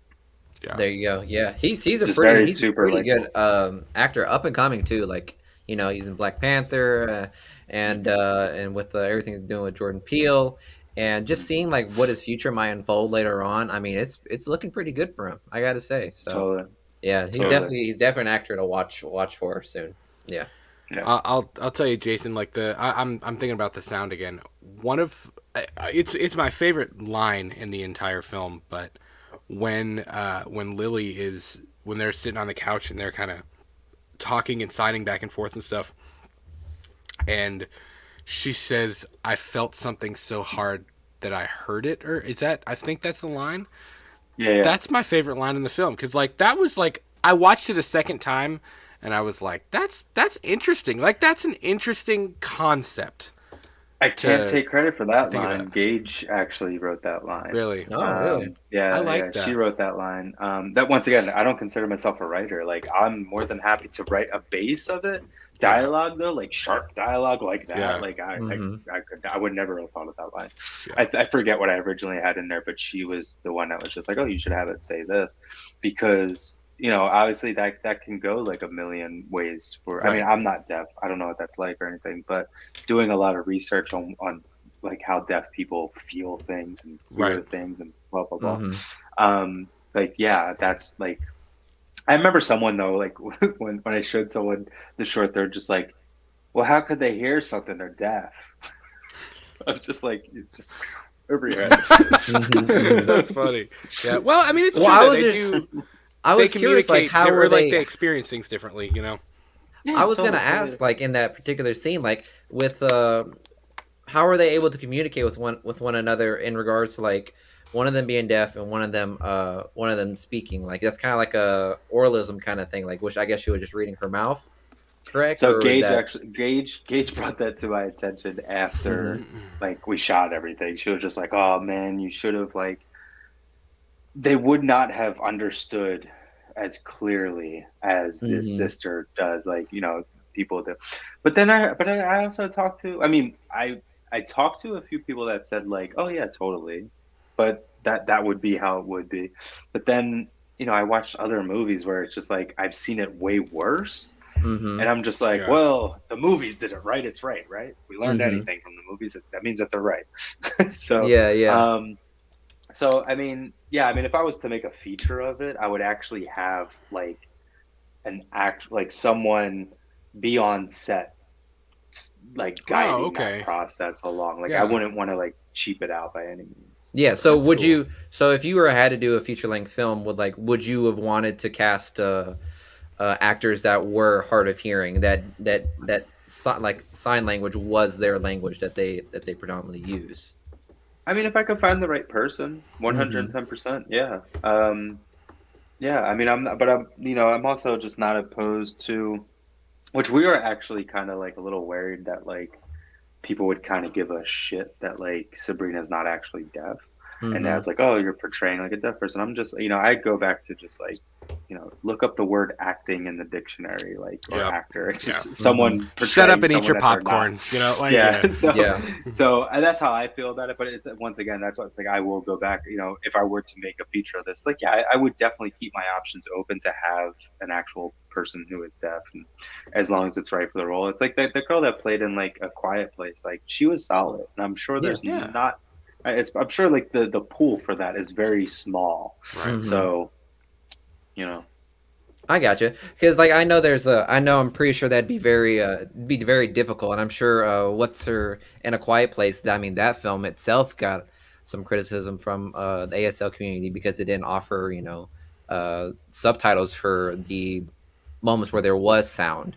Because in regards to the ASL thing, so it was very appreciative that like I'm sure like they would appreciate the subtitles that you offered in there and in the movie. So I thought that if there had been a feature length film about how much how much would you include with the ASL community, because I knew like with this being such a film that had to do with sound in and of itself, and obviously the actress being deaf, I felt like it'd probably be a very interesting movie. The premise of it is so complex that it'd be um absolutely amazing to see like a cast that was ASL, or they were deaf and used ASL primarily. So I thought it'd be an interesting and complex story to see. So if you're going to do a feature length film, yeah, I no, mean, you got yourself like a really great premise right here. So you said it was gonna be a TV show too, didn't you?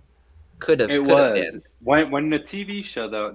I mean, I'll go into this a little bit, but like when it was being portrayed as like a TV show, it was such like a big thing. Like Marilyn Manson was going to play like this guy, like this underground, um, arms dealer type of Mm-hmm. guy, and then like, but he would then be joining up with like these other people that are trying to flee the area because Mm-hmm. all these people are just dying off, but you just got this one like gangster motherfucker coming around with like guns and shit. Basically, like, it was going to be like this That's whole cool. bizarre thing, dude. Like Kid Cudi was going to play a cop, Shia was going to play the deaf school teacher,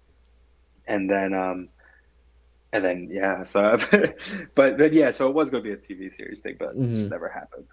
But yeah, as a feature now though, I would just keep it as contained as possible and Mm-hmm. just just kind of just make it Yeah. easy. I There's gotcha. it would be very much of like, I don't know, just yeah, it would just be a thing. I don't know. I'm still like tinkering around with it. It's fun watching people's comments in regards like on the YouTube page of it and stuff, because I'm just like, yes, I like that idea. That's a good way of thinking. So Yeah, yeah, yeah. steal Well, everybody's ideas and just throw it. Well, I mean, that's just giving the fans what they want, I suppose. Like, it's Oh very yeah, rare for a director to just or yeah, a director to see a comic and be like, it's a pretty good idea. yeah, I'll run with it. yeah. So, Yeah, I text the one YouTuber that I edit for, because she does that after she posts a video. She'll go in the comment section and keep up with it for like a day. And I was like, I don't know how the fuck you do that, man. Like, I have way more respect for you now. mm-hmm. But yeah. Well, and it's ugh. fun. Like it's fun to think about what could have been too. But like Sabrina still kicked the shit out of it. Like she did a really great job at Yeah. doing she's like the she's ASL and great. stuff. And you said she actually knows ASL, right? Yeah, Yeah, like that's cool. You know, it was really it was well done. I mean, I liked it. I thought it was Which really is cool. like that's a hard skill to learn. So I mean, kudos to her Yeah. for being able Yeah. to know that language. Because yeah. Yeah.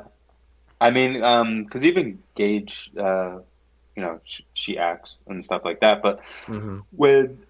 because she knew sign language a lot when she was a kid because Hmm. she was born with I'm a terrible partner. I forget what it's called, but she pretty much couldn't talk, so she had to sign language. So she was very frequent in it, but she doesn't really know it now. Hmm. But I told her too. I was like, because if we were to make a feature, like she would be in it playing like this one character that would have to know sign language. So I was just like, you better rust it off there, bud. Yeah. So, Is it kind of we'll see crazy, what happens.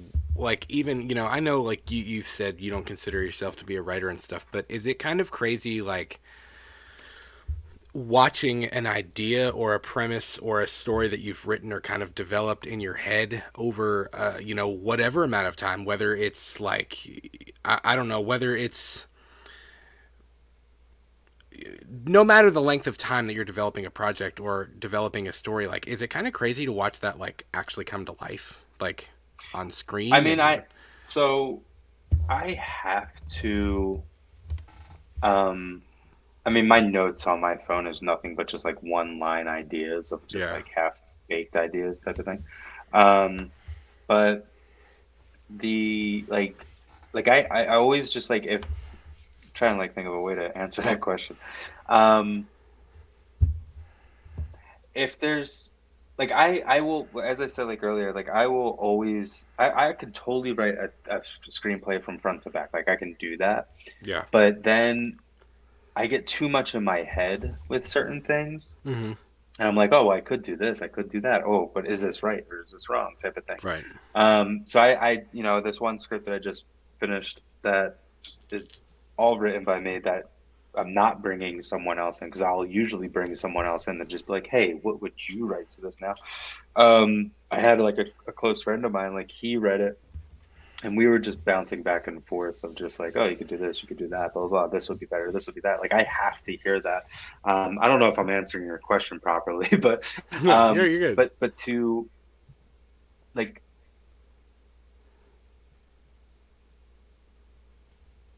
oh, am I still here? Uh-oh, Okay. did we It's lose just him? There my you whole go. computer There you just did a go. thing. Sorry. Yeah, he's here. You're Um, frozen still. There we go. There it is. There he is. where is it now? I was like, oh damn. Yeah, we lost him, guys. And then the service got like super wonky. I was like, well, he's over us. He left. There it is. Oh, The whoa, that service was still weird. okay? Yeah, that was like it totally just did like this whole weird thing on my Oh. computer. I don't know. Huh. Okay. Well, I think That was really I think weird. we're good now, I think right? you're back. I think we're okay. Hmm. Yeah, no, So, it's fine yeah. now. All right, so hold on. So, like, what was the question again? Because I think I was just totally trailing off Just, there for a second. is it great? Like, in my eyes, like it would be, like I feel like it would be kind of a trip to watch something like an idea you had evolve and like actually become something on the big screen, like to kind of see that process, like, and to see something like the magic of something coming to life. You know what I mean? Like an original story or an idea. So, all right, so I don't really look at it more so in the writing aspect. I look at it in the editing aspect. Oh, I could see that too. Like it's more so of just like I should have cut that. Or I should cut it because that's like the beauty of like writing, directing, and editing is that like you get three different drafts of Right. your screenplay, your idea, I guess. So the writing, I it's just a blueprint to me.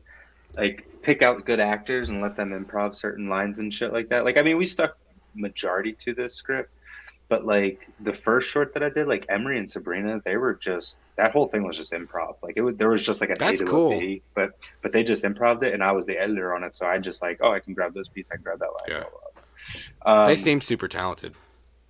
Oh, they're great. They're so good.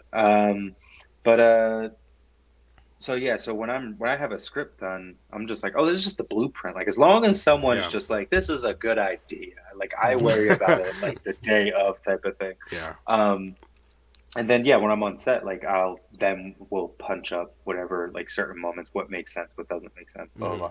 And then being the editor too, it's just easy to know if I need to get some like an extra shot or I don't need a shot and save Right. time type of thing. So yeah, I think like more so at the end of it all, like I don't even like it's cool to see like an idea go from this idea to the big screen. Like that's all cool, but literally like there's more things that I if I was to revisit something of mine, I'm just like, Yeah. oh God, I should have edited that. I should have edited that. I should have took that out. I should have maybe made that a frame longer.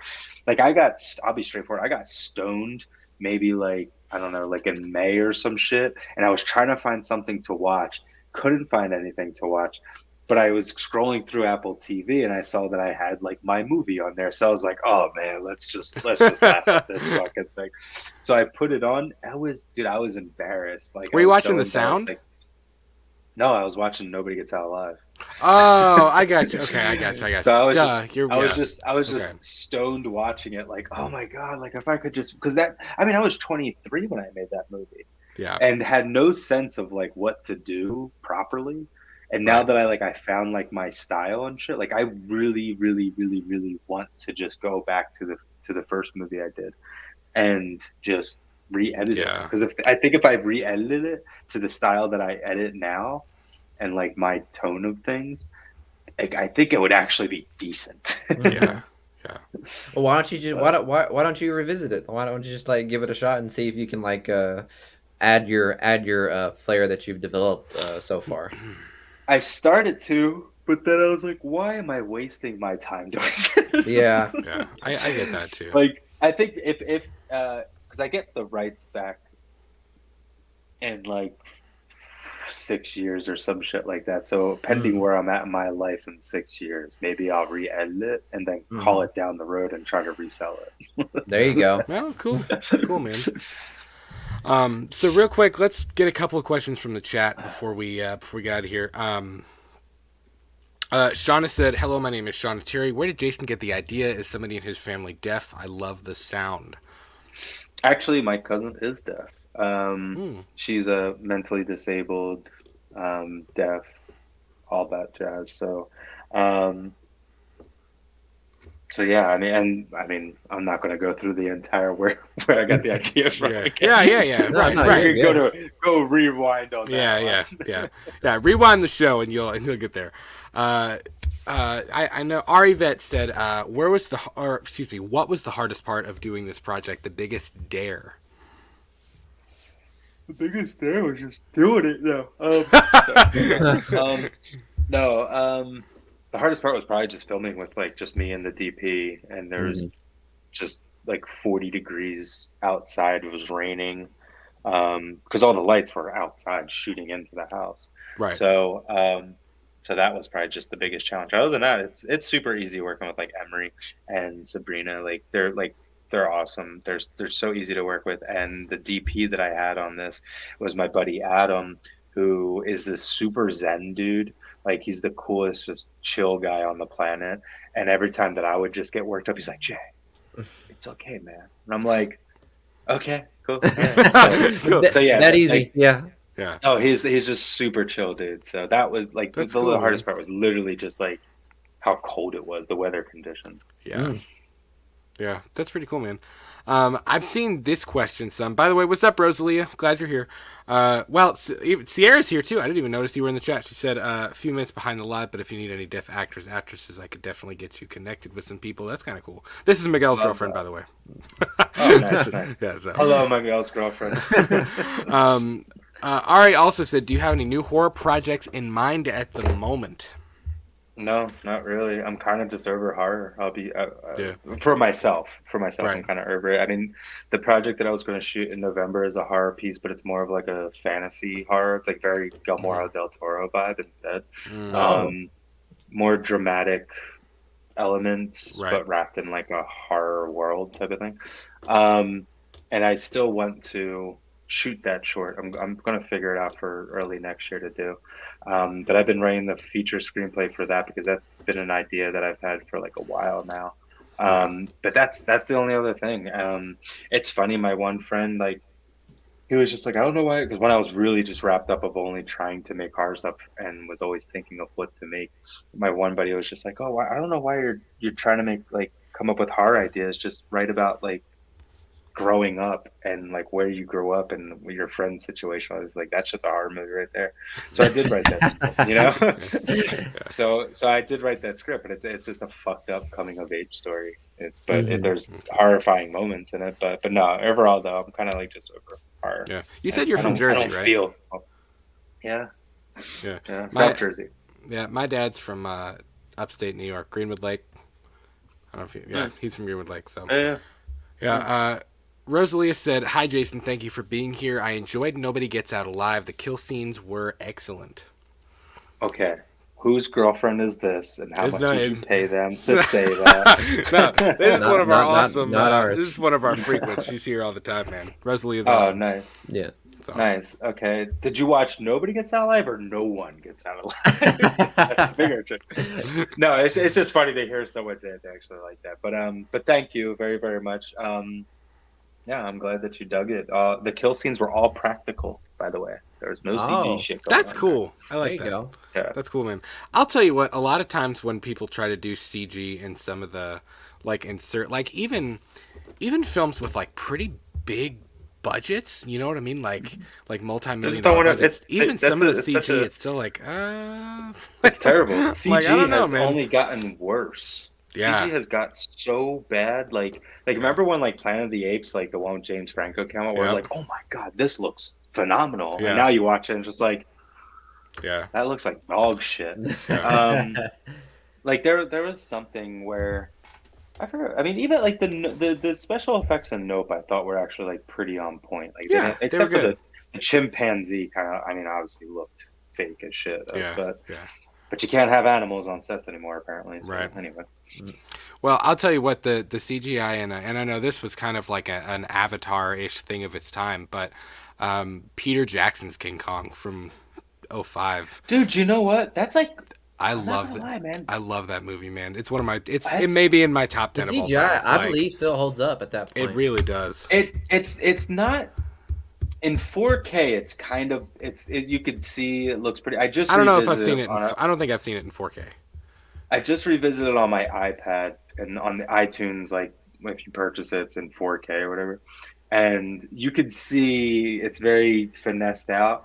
But when I watched it at home on like my projector and shit, yeah, dude, that movie's like, I mean, I love that movie. That's like in my top 10 like favorite movies. Like King Kong, the original book, was like one of the things that made me actually want to be a writer, but I'm not a writer. But but no, I love that movie so much. Yeah, just revisited it on when I was on my plane ride back from Jersey. Dude, I got to tell you, the ending of that movie, like the last time he really like roars and like you have like the James Newton Howard score and stuff going on, like when he's on the Empire State Building, like it brings tears to my eyes. Like honestly, like it's that scene kills me. I don't know why. But it does. It's one of the very few times I've actually cried on scenes, and it's for an 8. Like, it's sad. Like, and she's like screaming, and like they did something interesting. Like, there's a moment where Anne actually like, you know, when she's screaming and he's like banging his chest or whatever, and the music is really sad, and one of the plane, like the pilots, actually stops and kind of like he pauses for a minute, like, and he's kind of like, what, like. Wait a minute, like, whoa. What are we doing? Yeah, like what are we doing right now? And then it's just, I don't know, it kills me, man. But I love that movie. Yeah. Everything about that movie. Yeah, no, it's a really, really great movie. So, real quick, before we get out of here, dude, thank you so much for joining us. I hope we didn't keep you too long. Nah, man. No. I'm all good. I got some food waiting for me. I keep getting text messages. But other than that, you're good. Totally good. Well, food really and cookies, quickly, apparently. Well, dude, there's no other, like, there's not a better combination. I mean, let's be real. I'm sorry. I don't know why I keep getting this cough. Smoke another one, bro. I know. Lighten up. But real quick, I know you kind of talked about this before. Anything else you have come up you want to share? Anything with the sound that you want to share? The floor is yours, my friend. Want to shout out your social media? I mean, at JJ May. No, no, I'm not really working on anything right now. Like, once again, it's like I just finished writing this script. about my childhood, pretty much growing up. I had to go see The Fablemans. I'm like, let's see if Steven Spielberg has friends dying from heroin. Does not happen at all. I was pretty shocked. But no. So I just finished up that screenplay, and that might be something that I wind up just self-financing to do because I haven't made a movie since 2010. Technically, I mean, Nobody Gets Out Alive came out in 2013, but I was made in 2010. Oh, So it's been 12 years since I've made a feature, and doing these shorts have been fantastic because um, they've been fantastic because it's just like I'm relearning everything. Yeah. You know, it's like my day job. Like I'm trying to blend in, YouTube editing style because that's what I do nowadays. Right. But using that to play with sound design and stuff like that because I love music and I love sound and all that stuff. So Right. so yeah, so I want to self-finance something because I'm so fucking tired of everyone just telling me what I can and cannot do, which is just so frustrating. And I have Yeah. a meeting. What the fuck? is Whatever, whatever. I don't even know. I don't trust. I don't trust the internet. I don't know who Linda Little is.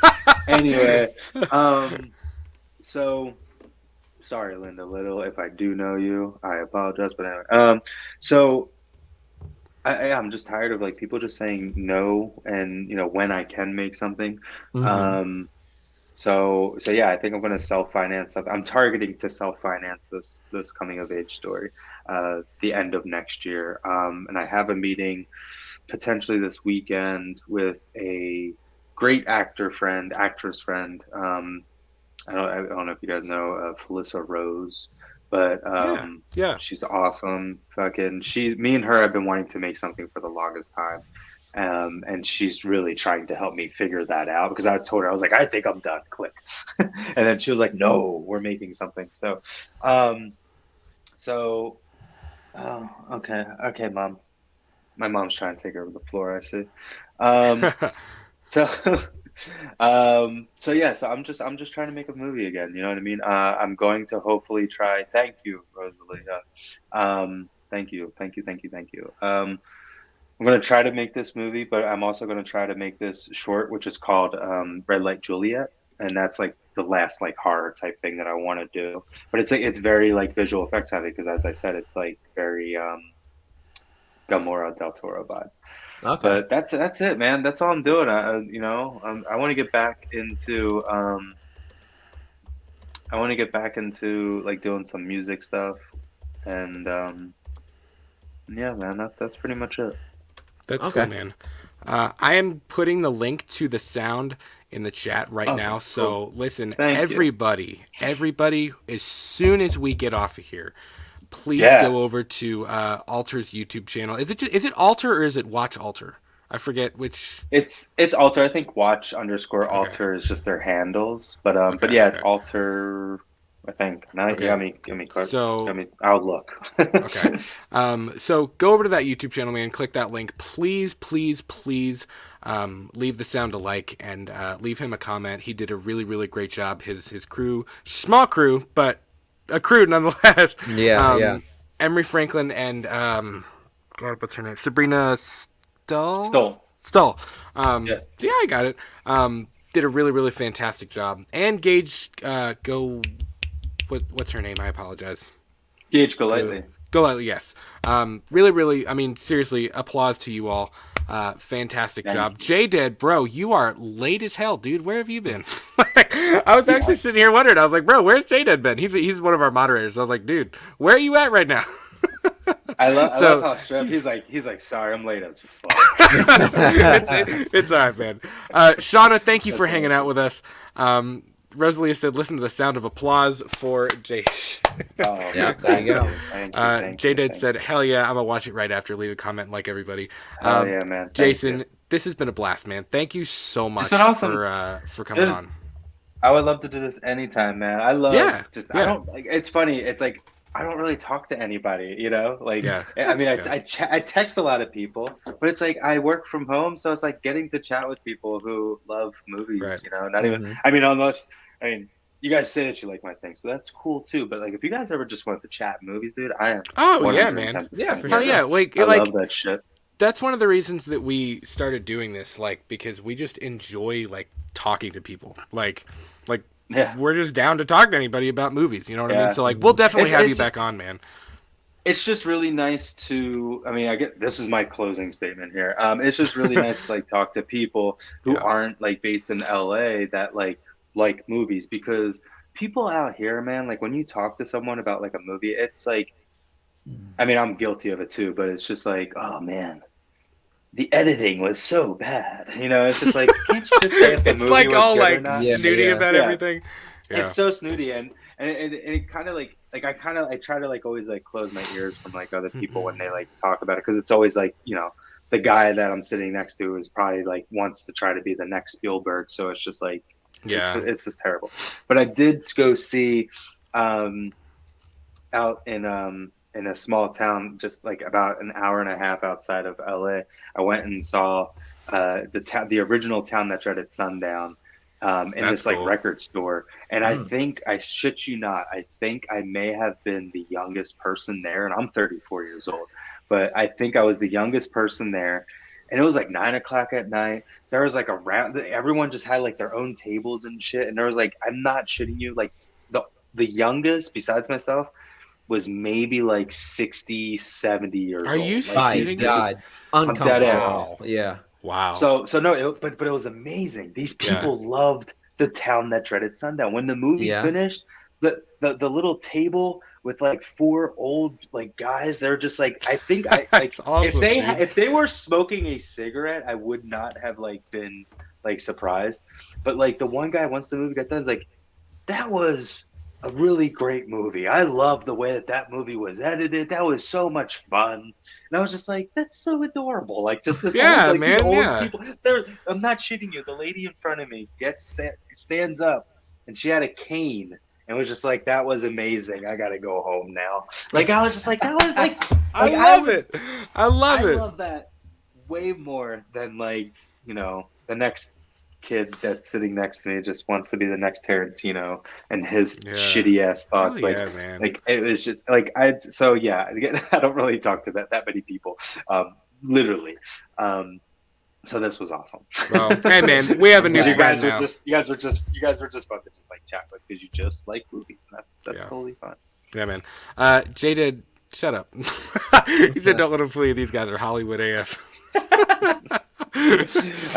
Bro, we live in Typical Kentucky. Hollywood. Like, Yeah, yeah. real If quick, you consider Russell, it Kentucky Hollywood, oh my God. Yeah, Yeah, right. news for you, dog. The last time that I was, or was it when we can get nerd? I can't read. I'm just really We can hungry, get so I nerd think it's really sometimes, late. We but can get Jason's- nerd picky sometimes. But, oh, cool. No, I love that. That's awesome. Mhm. The last time I was in Kentucky was at, and I forget the name of the venue. They turned an old like it was a house. They turned like it was where like the guy that created like the machine gun used to live. They converted his house into like a venue, and there's a big room downstairs, but then there's like two small rooms upstairs where people play. I forget what I want to say it was called, like the Machine Gun House or some shit like that, or the Gun House or some shit. Huh. It's in Lexington. It's in Lexington. I'm not thinking of Manchester. Google will know. Yeah, Google Google will know. always know. That's interesting. I've never heard of that. It sure as hell isn't Bud's Gun Shop and Range. That's not No. it. That's not it. I don't know. Hold on, that place was I don't so know. into like you guys got to check I it don't out. That's cool. Music venue guns. It's funny because like, and we've said this before, but like everybody, like in every state, every country, everywhere has like stereotypes. But like, anytime anybody thinks of Kentucky, they think like, I dated my uncle for 7 years, like just like the most backwoods crap, you know what I mean? And it's like, bro, Kentucky's so not like that. Like, Yeah, no, it's you know, not, it's just no. funny. I It's love not Kentucky, a barefoot dude. state, but here I am barefooted as fuck in this podcast. Are you even No, wearing pants, it's Miguel? No, not at all. Damn, what the heck is this place? It's gonna piss me off just because now I need to know. You said it is in Um, Lexington? I believe so. Is it like by the river or something like that? Because I could think of Think like Proud Mary. so. What was it? Proud Mary or something like that. That's a place, not in Lexington, but it's on the outskirts. Jack McGurn House? Mm, no, I mean maybe, I don't know. Is that a venue you've frequented at whenever you were here? Like 2, 3 times. I mean maybe it's not there anymore. I don't know. But I mean I haven't also been there in a very long time. But yeah, it was like a house where literally Huh. they had a music venue and it was Don't know. insane. And it wasn't a far walk at all from a Barnes and Noble and somewhere else. That's all I remember because I went to Barnes and Noble when like we got there because I was bored. So, Yeah. but it was like a whole like shopping center type thing. But anyway, all right, I'm keeping you guys now at this point. No, you're fine, man. You're good, man. Listen, we always start late and we run over. That's how we work. So Totally fine. Guaranteed. Totally fine. guys, please, everybody go support Jason and what he's done with the sound over on Alter's channel. And remind me, I've screwed this up. I even asked you about it the other night. Where else is the sound going to be released? So I can't test it on any of the TVs of where I'm at right now, but I know at my spot, Samsung TV has like an Alter channel on there. So it'll be on like okay. it's like Samsung Live's like TV, whatever the hell it's called. Which I think is ran by like Pluto TV. Okay. Dude, the think. streaming I don't know. streaming These thing is streaming so services confusing are- sometimes. The streaming shit, dude, it's it's like I can't. I'm like, we're can't do gonna it. we're gonna screw ourselves. It's already starting to Yeah. happen, but we're screwing ourselves so hard. It's gonna only get worse. Yeah, the market's yeah, been and way then- too saturated. Oh yeah, dude, it's terrible. That's why I try to just like I don't watch any. I mean, it sounds shitty, but like I don't really watch anything new unless I'm going to the theater to go see it. Yeah. Just Mhm. because it's like there's so much shit out there. I spend 90 minutes to 2 hours just trying to scroll through Yeah. Netflix and all this shit of what the hell I want to watch. It's like I could have watched the movie by now. Yeah. But yeah, and I think that's the same with like Roku. They have like a channel where Alter has like their own channel thing. So it'll be like streaming throughout there. But their biggest target right now is YouTube. So Cool. Well, There you go. Jason, thank you so much, man. This has really been awesome. We'll have to do this again, definitely. And no, totally, dude. Whenever. If you guys ever just want to like talk about Black Christmas for like a Christmas special, I'm totally here. Yes. Yes. It's gonna happen. Get a date. You heard it here first, everybody. It's gonna Dude, happen. I will yap about that movie till the day I die. That's awesome, man. I just bought like like the I don't even know if they have them anymore, but like where you go to a movie theater and it has like the movie like small little sign that's like lit up, like backlit. Yeah. Like when you're walking into the theater. Uh-huh. I just bought like one from 1974 on eBay for $20. That's sick, man. That's Wow. awesome. Oh, Black Christmas. Oh, Black Christmas. Yeah. Yeah, okay. Yeah. That's pretty cool, man. But yeah, no, I fucking love that movie so much. I spent way too much money on the original one sheet for it. It's just, but I love it. I love that movie, dude. That movie is just the best thing since sliced bread, in my opinion. That's Well, cool. we'll Man. definitely It's a have to good review one. it It's a next good one. It's a Yeah. good one. Well, we already did. We reviewed it once. Well, when with it the yeah, three of we'll us, yeah, yes. we'll revisit it. Yeah. We'll revisit it. So And so we could just break it down. I'm seeing it at Quentin Tarantino's movie theater on Monday. They're screening it there. So That's I'll see cool. it there, but then after that night and on, I literally watch it every single night when I go to bed.